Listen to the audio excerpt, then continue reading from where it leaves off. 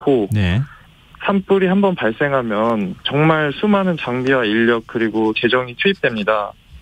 그리고 우리의 숲이 회복되는데 최소 30년이 필요하다고 합니다. 예. 그래서 많은 국민들께서 이런 부분들을 다시 한 번씩 생각해 주시고 또 산에서 많이 고생하는 우리 산불 재난 특수 진화대원들이 있다는 것을 좀 기억해 주시고 관심 가져주시면 감사하겠습니다. 네, 알겠습니다. 산불 물론 진화하는 것도 중요하지만 다치지 않으셨으면 좋겠습니다. 네, 네, 감사합니다. 네, 오늘 말씀 고맙습니다. 네, 감사합니다. 네, 지금까지 김영준 산불 재난 특수 진화대원이었습니다.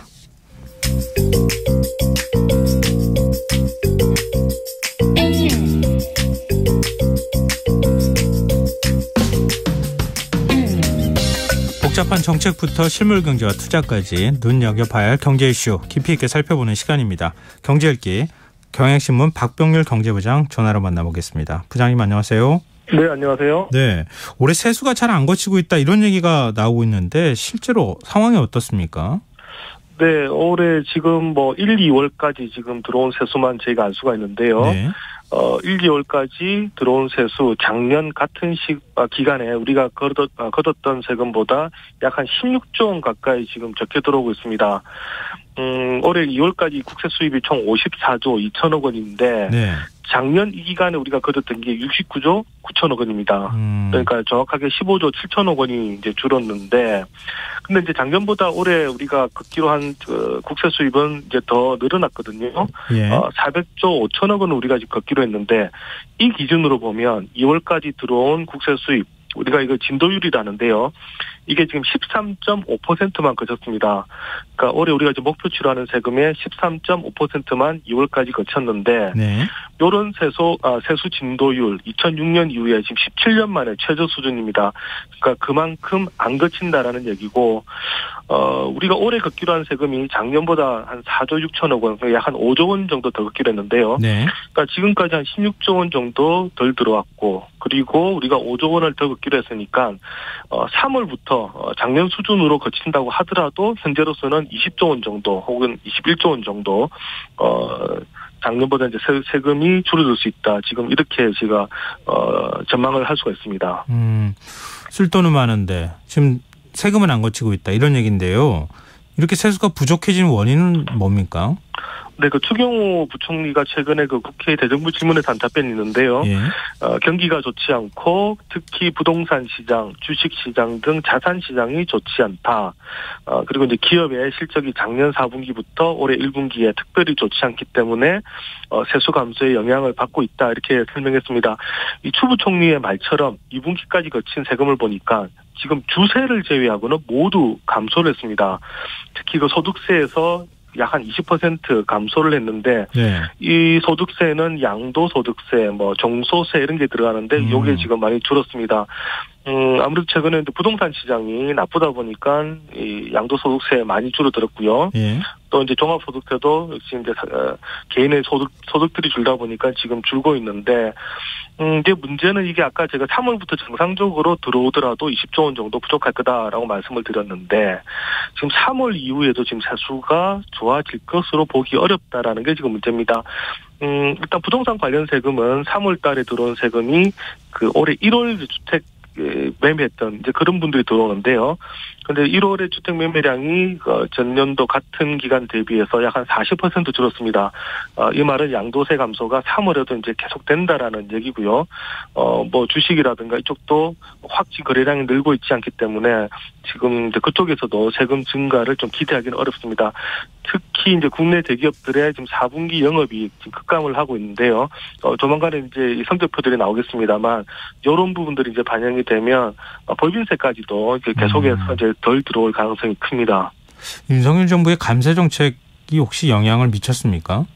네, 이제 이것도 분명히 영향을 미치고 있겠죠. 예. 보유세만 하더라도 우리가 이제 작년에 이제 문재인 정부에서 했습니다만 2021년 그때 공시가격 기준으로 맞추면서 원체 세금이 많이 들다 보니까 제가 좀 세금 걷는 것을 놓쳤는데요. 예. 이제 이런 부분들부터 시작을 해서 그동안 작년에 좀 소득세라든가 감세가 이루어졌었고요.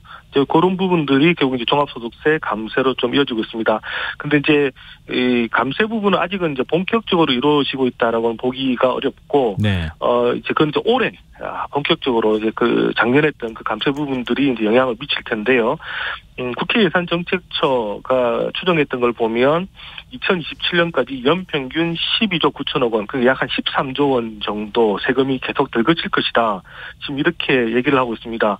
5년 토탈에서 64조 원 정도 세금이 감세로서만 순수하게 이제 줄어들게 돼 있고요. 예. 특히 또 우리가 또 뭐 반도체라든가 또 2차 전지 우리가 지원을 해야 되기 때문에 이른바 K-칩스법 최근에 통과시켰는데, 네. 이것도 지금 또 상당 부분 또 감세 영향이 또 발생을 하게 됩니다. 그러면 당장 올해 이제 법인세 부분들이 아까 내년부터 이제 감소를 하게 되는 이런 부분들인데, 최근에 이제 국무회의를 통과한 2023년도 조세 지출 기본계획, 이걸 저희가 보니까요, 올해 그 국세 감면의 전망치가 69조 원으로 집계가 됐습니다. 네. 그러니까 국세를 깎아주는 게 69조 원을 깎아준다는 얘기인데, 작년에 저희가 이제 추정치가 약 한 63조 원입니다. 그러니까 올해만 6조 원 정도 우리가 더 감면해준다. 그러니까 감세 정책으로 인해서 6조 원 정도 세금이 덜 들어온다. 이렇게 보시면 되는데, 네. 특히 주목해야 될 게, 이 대기업의 그 조세 지출 수혜 비중이 2021년에는 10.9%였는데, 이게 2023년에는 16.7%로 올라갑니다. 네. 이게 무슨 말이냐면 대기업에 그만큼 세금을 많이 깎아준다. 이렇게 보시면 됩니다. 그러니까 세금 감면 혜택을 주로 대기업들이 보는 이런 상황이 되는 건데, 근데 이렇게 세수 결손이 큰 적이 과거에도 있었습니까? 비교하면 어때요? 네, 2012년, 2013년, 2014년 3년 연속 세수 결손이 있었고요. 그리고 2019년이 있는데, 2019년은 일시적이라고 보면 2012년부터 14년까지 3년이 이제 주목할 만합니다. 이때가 이명박 정부의 감세, 그리고 이제 그 뒤에 이어진 이제 경기 부진이 겹쳤기 때문인데요. 네. 그러면서 이제 박근혜 정부가 출범과 함께 아주 혼쭐이 났습니다. 이제 돈이 없어서 이른바 이제 감액 추경까지 하게 됐었는데, 그러다 보니까 2014년에는 사실상 증세를 갑니다.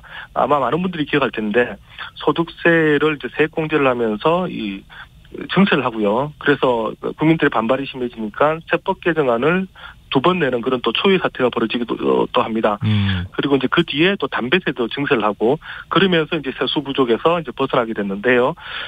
이렇게 이제 그 감세에다가 경기 부진이 겹치면서 세수 결손이 일어난 것, 지금 상황이 그때 박근혜 정부 초기랑 비슷한 상황이다 보시면 되는데, 네. 다만 그때는 그 이명박 정부 때 감세 효과로 인한 게 조금 더 이제 늦춰지면서 났던 건데요. 이번에는 더 빨리 난다라는 게 좀 더 다른 것 같습니다. 이렇게 쓸 돈이 부족해지니까 정부가 한국은행에서 돈을 빌리는 상황이라고요? 네, 이렇게 지금 아직 세금은 안 들어왔는데, 예. 계속해서 정부는 지금 지출을 해야 되잖아요. 예. 그럼 이제 돈은 없는데 어디 있을 거냐? 이럴 때는 이제 한국은행에서 돈을 빌립니다. 이 차입금 올 들어서 보니까 총 빌린 게 48조 원인데, 예. 석 달 만에 작년에 전체 빌린 게 34조 원이었습니다. 그러니까 지금 석 달 만에 작년에 빌렸던 것보다 지금 더 많이 빌리고 있다. 네, 이렇게 보시면 되는데, 네. 이런 상황이 벌어지는 게 지금 세금이 아까 말씀드린 것처럼 예상보다 작게 들어오는 부분이 하나가 있고요. 예. 또 하나는 지금 경기가 안 좋다 보니까 조기 집행을 하겠다 이러면서 이제 지출 집행을 하고 있는데, 예. 나가는 돈은 많고 들어오는 돈은 없다 보니까 지금 역대급 지금 차입이 이루어지고 있습니다.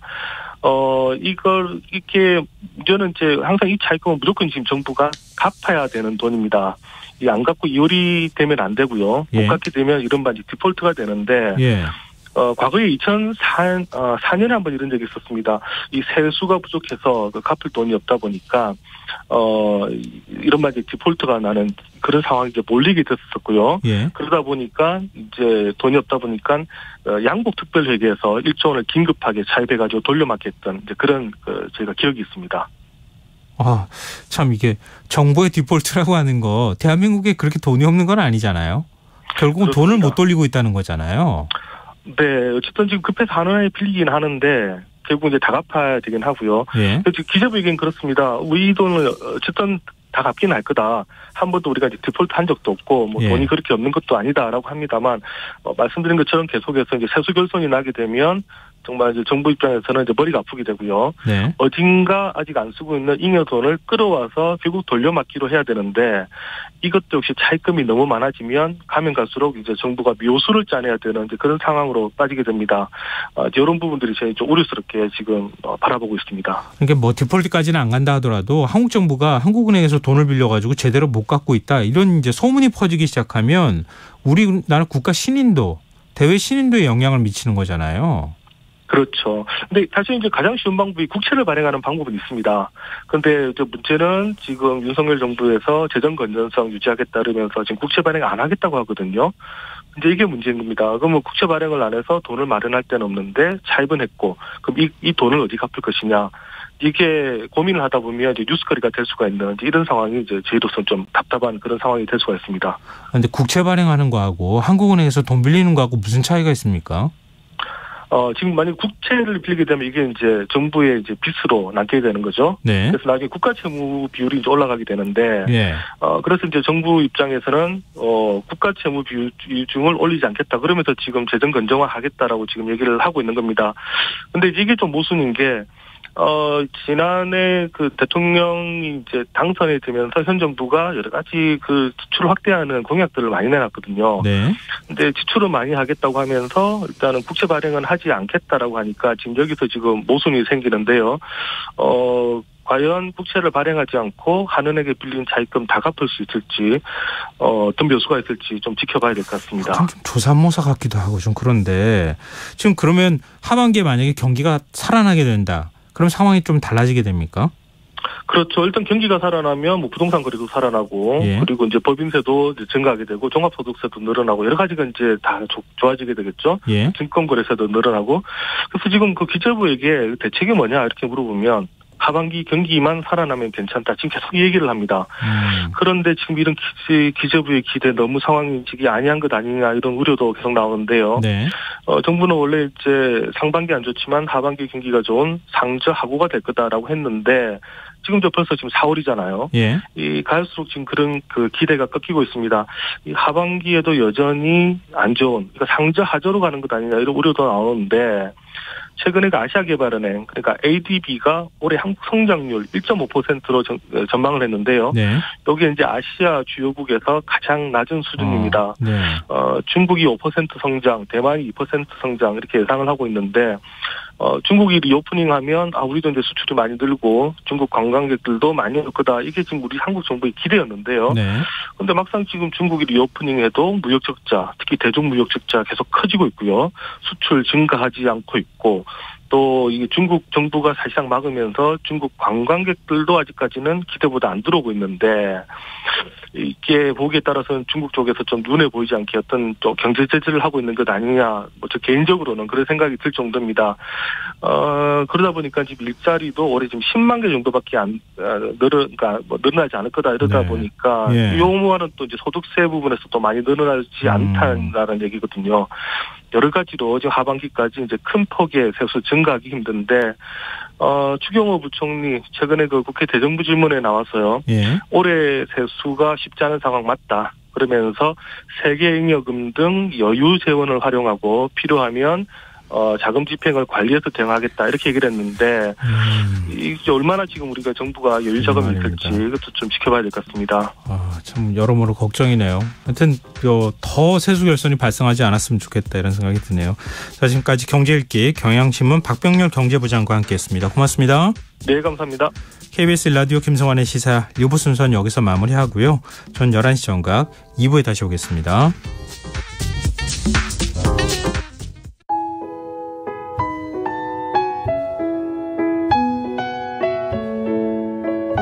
경제적인 어려움에 처한 위기 가정들이 늘고 있습니다.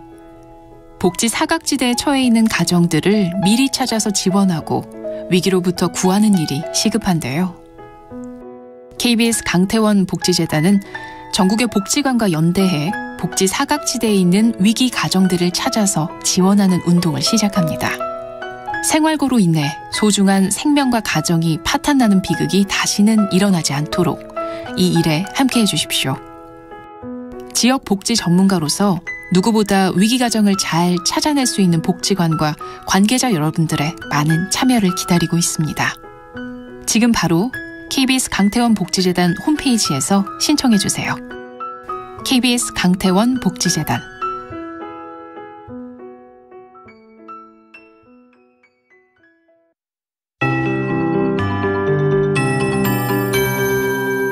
KBS 58분 날씨.